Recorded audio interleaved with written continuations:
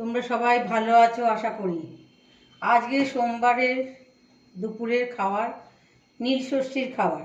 নীল পুজো করেছি তো তার জন্য যা খাবার হয়েছে তাই দেখাচ্ছি। আজকে করেছি হচ্ছে গাওয়া ঘি দিয়ে পরোটা,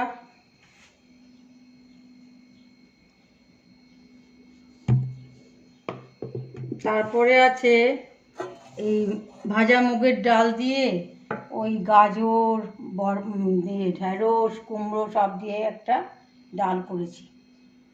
ভাজা মুগের ডাল, সেদ্ধ ডাল, ফোড়ন দিইনি, সেদ্ধ ডাল। এর মধ্যে ঘি দিয়ে খাবো।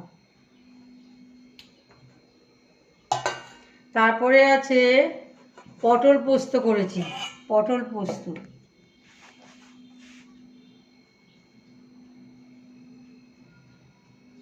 থ্যাংক ইউ বন্ধুরা, বাই বাই, ভালো থেকো, সুস্থ থেকো।